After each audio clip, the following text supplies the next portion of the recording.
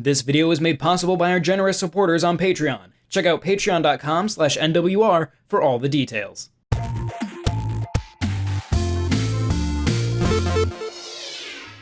I have been quoted in the past as claiming Hollow Knight to be my game of that particular console generation. To me, it's quite literally the epitome of a near-perfect video game.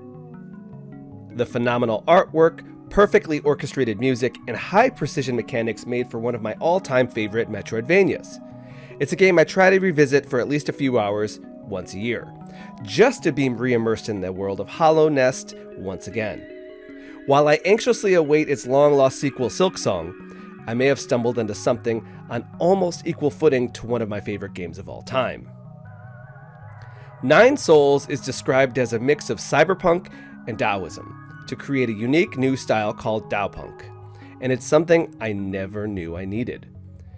In the world of Nine Souls, we play as Yi, a cat life form known as a Solarian. His race of people came to the blue planet to use the ape men for their own purposes. Yi is betrayed and is left for dead amongst the ape men. It's here we start our journey, awakening and being rehabilitated by the ape men he grows a kinship with. It's from here that he decides to go against his people and take down the 9 souls of the Solarian Council and find the true meaning behind his betrayal. Throughout the game, you will unlock a central hub with a lovable cast of characters like Shan, a child of the ape men tribe that has taken a liking to Yi as a role model. I was always excited to return to my hub after every boss battle, if only to see what new dialogue had been unlocked with my friends. The story is told visually through gorgeously hand-drawn graphic novel scenes and animated cutscenes. It's from the very beginning that Nine Souls doesn't hold anything back.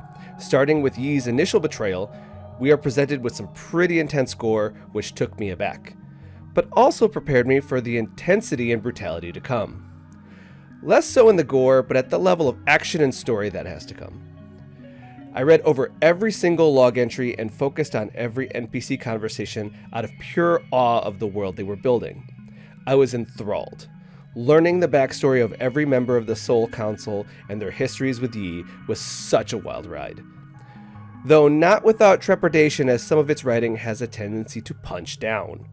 Specifically on one particularly heavy character that has a tendency to be mocked for his weight.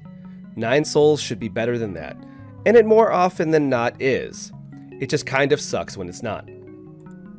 It's here that I really want to dig into my favorite parts of what make Nine Souls so special. First of all, it has the picturesque refinement and allure of Hollow Knight in a way that if you just stopped at any screen, you could frame that image as a painting. There were several moments throughout my playthrough of Nine Souls that I would screenshot for desktop backgrounds. It's just that scenic.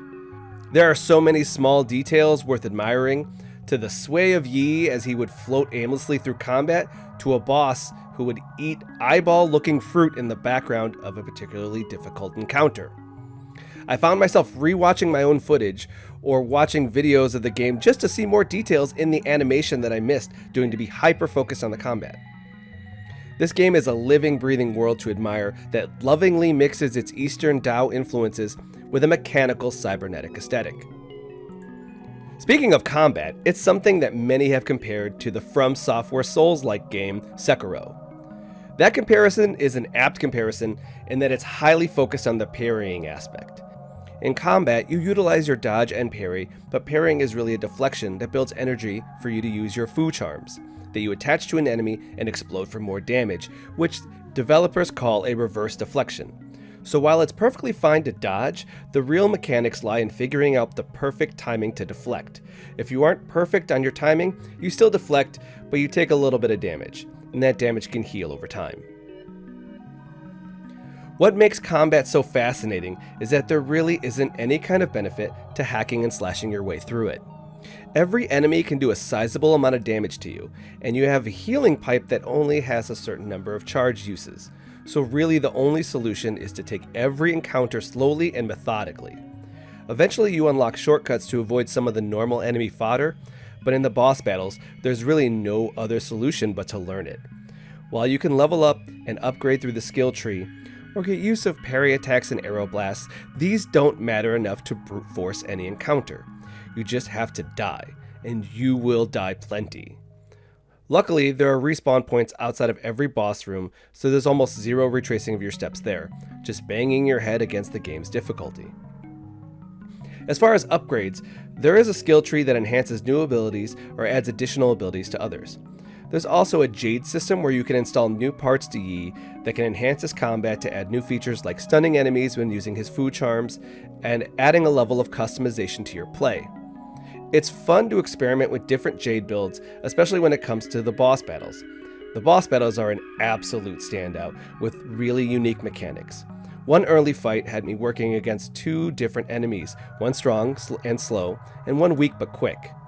Once they were defeated, the main boss would resurrect them, leaving themselves open to attack.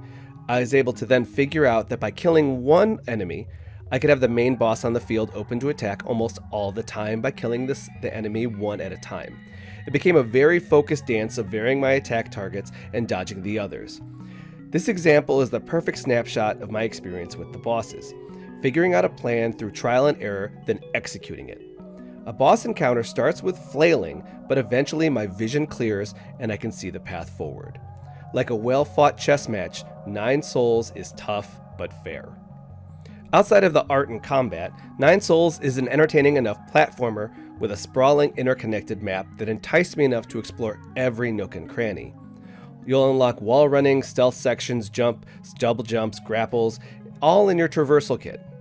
These always aided in finding new areas I had missed, usually rewarding me with more currency or extra upgrades. You will have to backtrack though, because unfortunately Nine Souls really doesn't have any kind of waypoint system.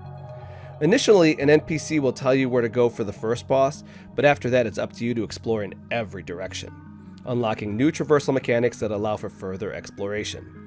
Coming off of recently playing Ender Lilies, another similar metroidvania without a waypoint system, I wasn't really as irked by the amount of backtracking, but it's still a quality of life addition that helps respect a player's time, and Nine Souls simply doesn't have it. I've spent a lot of time recently rediscovering my love of the metroidvania genre by digging into lesser known titles like Ender Lilies or Pronti, but Nine Souls sparked something inside of me. It rekindled what was a smoldering ember to a roaring fire. The beautifully realized Dao-punk world and chess-like combat are a match made in heaven. The superbly orchestrated soundtrack matches the Eastern mythology depicted throughout the game to a T. The performance on the Switch is also largely good, with some elongated load times or slowdown when entering new areas, but those are mostly subdued enough to move past without much notice or corrected themselves quickly.